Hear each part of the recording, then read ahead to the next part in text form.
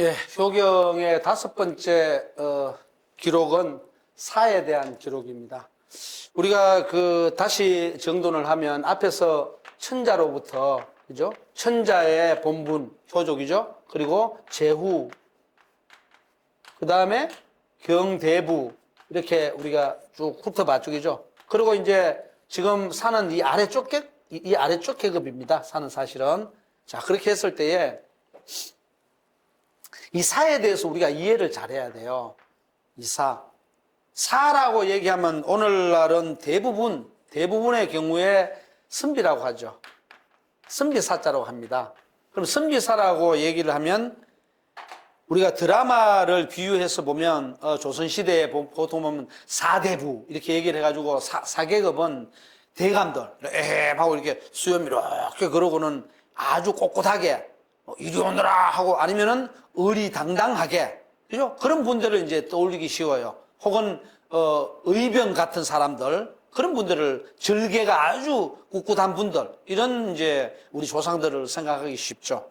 그런데 이 사는 물론 역사적으로 변천 과정이 쭉 있습니다. 변천 과정이 쭉 있자면 이 계급의 순서대로 볼 때 사가 이 제일 아래쪽에 있잖아요, 그죠? 사가 제일 아래쪽에 있는데 요 사는 이렇게 보시면 돼요.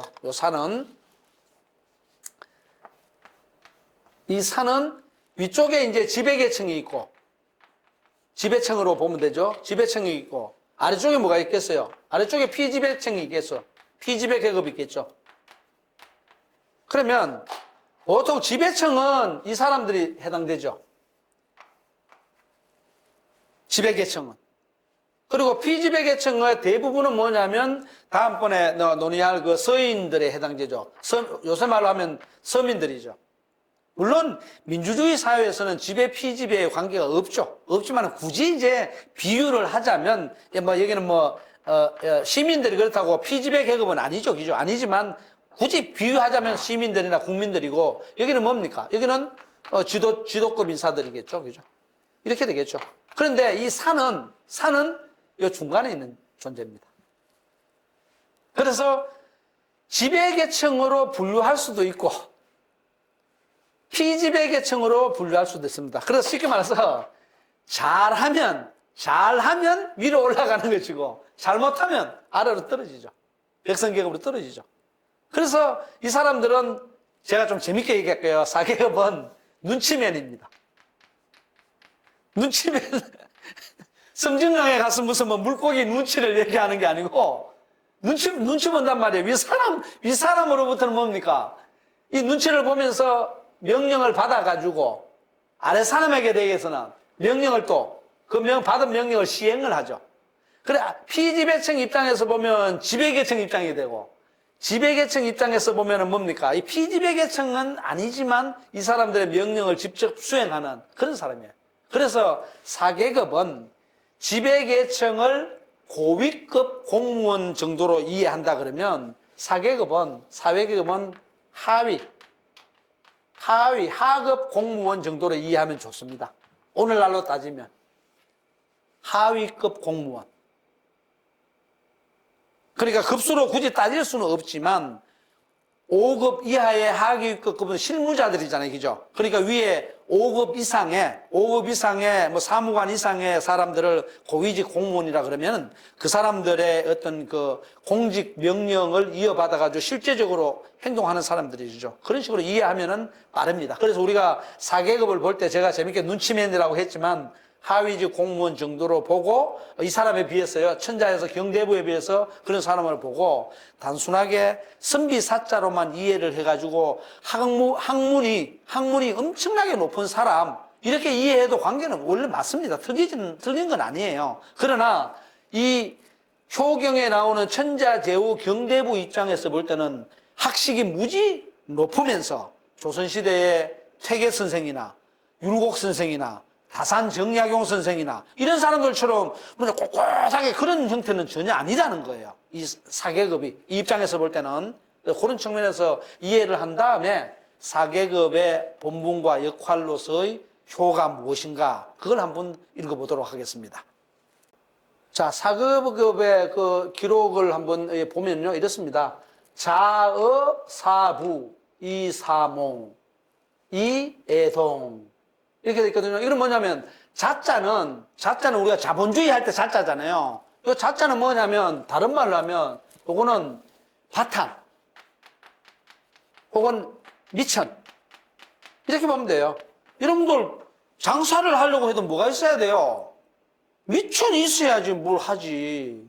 다시 말해서 내가 기댈 언덕이 있어야 비빌 거 아니에요. 그것처럼, 이건 뭐냐면, 부모님을, 이거 보면 사부라고 했잖아.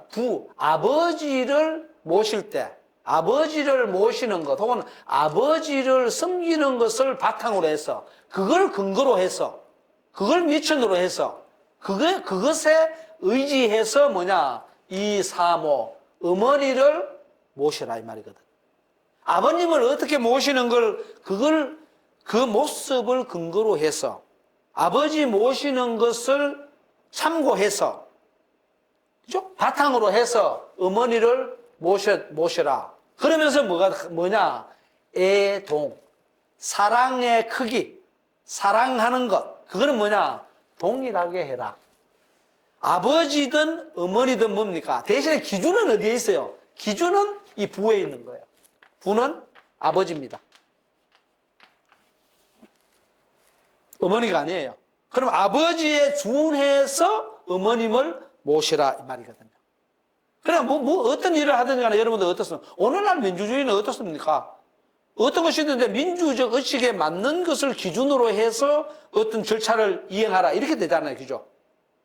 그 마찬가지로 옛날에는 아버지를 기준으로 해.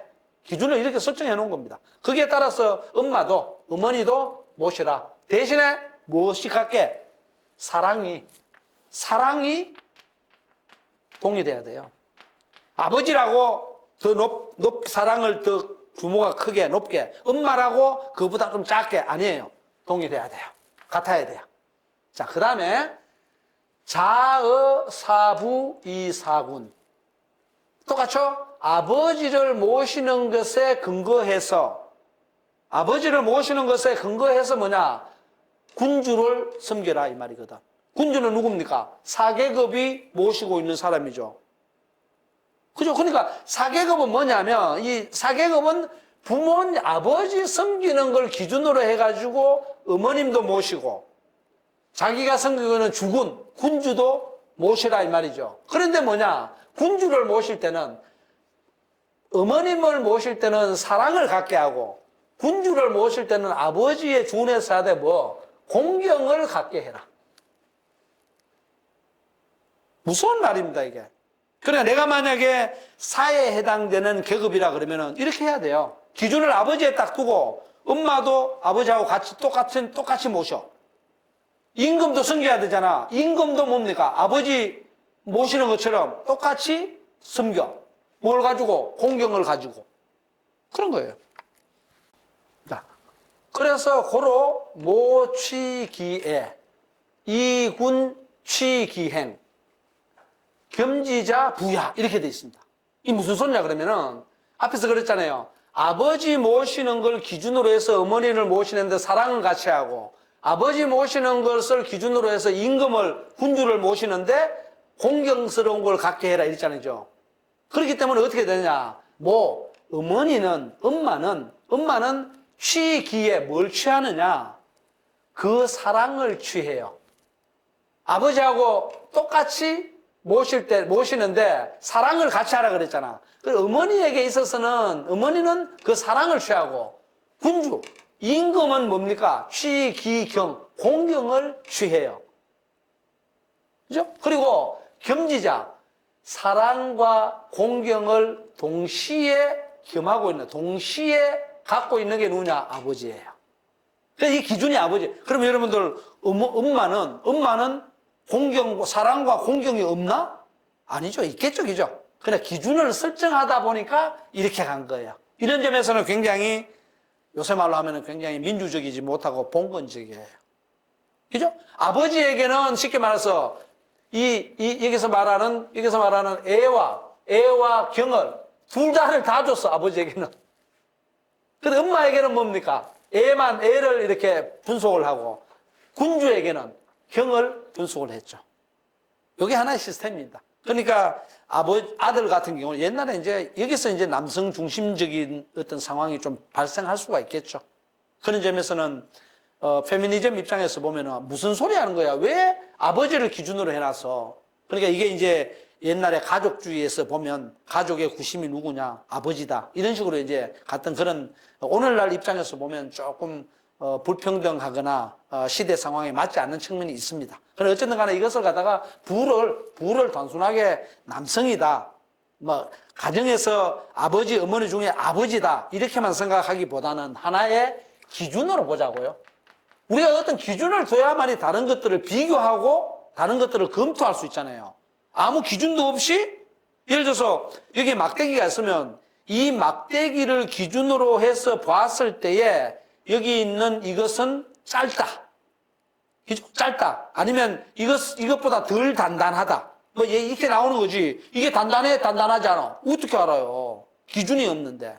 그러니까 여기서 아버지를 우리가 너무 부정적으로만 이해하기보다는 이게 굉장히 좋지 않은 건 분명합니다. 오늘날 입장에서 봤을 때 불평등은 맞아요. 그러나 이것을 부정적으로 보면 기준이라고 생각을 하고 보면은 새롭게 또 이해할 수 있는 게 있으니까 그걸 고민해 보자고요. 그래서 이효 사군적 충, 이경 사장적 순. 여기에 뭐가 나오느냐? 충과 순의 문제가 또 나와요. 이건 뭐냐 그러면은 그렇기 때문에 효를 가지고서 부모에게 효도하는 것은 뭡니까? 애로 했잖아요. 그죠? 효를 가지고서 군주를 섬기면은 그게 뭐가 되느냐? 충실이 돼요. 내가 모든 걸, 그러니까 효도하는 마음을 가지고서 내가 모시고 있는 군주를 섬기게 되면은 그게 뭐가 되냐? 내가 그 군주에 대해서 최선을 다하는 충실한 사가 돼요. 공무원이 됩니다.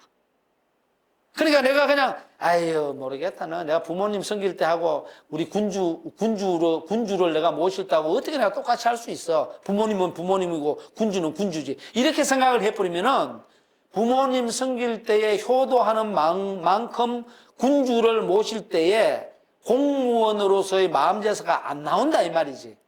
그러니까 부모님 모시는 것처럼 사회에 나가서 내가 직장에 가니까 우리 직장의 대표가, 회사 대표가 혹은 직장의 상사가 나에게 시킨 일을 부모님 모시듯이 내가 할 때에 충이라는 충실이 나와요. 이건 충성이 아니에요. 본분에 충실하는 거예요. 그렇잖아요. 공무원이 본분에 충실해야지. 그리고 이경사장, 공경하는 마음을 가지고서 사장은 뭐냐면 장은 어른들이에요. 어른들, 이 사회의 어른들을 모신다면은 여기서 뭐냐? 순이 나와요. 순은 뭐냐면 순은 다른 말로 하면은 순종입니다. 순종이라는 것은 따르는 거죠. 따르는 거란 말이에요. 따른다 그러니까 그러면 이 사회에 나와서 공경으로서 어른들을 모신다. 어르신들을 모신다. 나보다 나이 많은 사람이 됐든 지위가 높은 사람이 됐든 어떤 학력이 많은 사람이 됐든 뭐 어떤 여러 분야에서 나보다 뛰어난 사람을 내가 모신다 그럴 때 순이라 그러니까 무조건 예 알겠습니다. 네 예스면이 되라 그 말이 아니에요. 그분이 뭡니까? 순종한다는 것은 순종할 만한 뭐가 있어야 돼요. 끈덕지가 있어야 되죠. 그분이 진짜로 뭡니까? 어른으로서 어른 장자잖아요. 이 어른으로서 어른답다 이 말이죠. 어른다울 때 이 어른다운 거는 우리가 어떻게 해야 돼요? 존중해주고 따라가야죠. 어른으로서 보니까 굉장히 부하 직원들도 사랑을 해주고 혹은 또 어려운 사람이 있을 때 뭡니까? 배려를 해주고 그리고 또 정말 부하 직원들이 어떤 일을 잘 못해가지고 쩔쩔매고 있을 때 자기 스스로 모범을 막 보여주고 이런 사람들은 순종해야죠.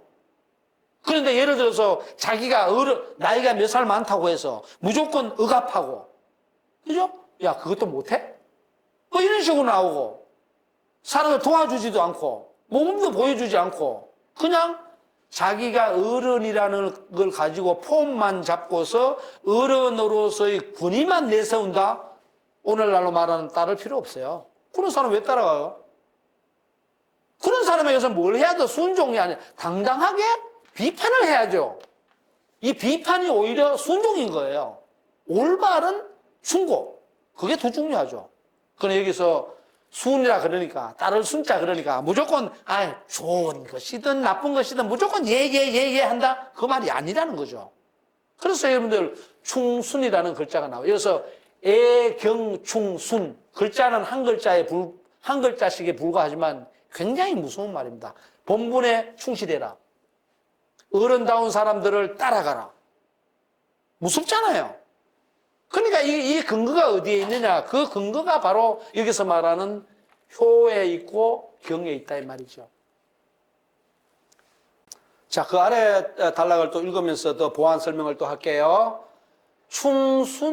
충순불실 이사기상 연후 능보기록위 이수기제사 개사지효야라.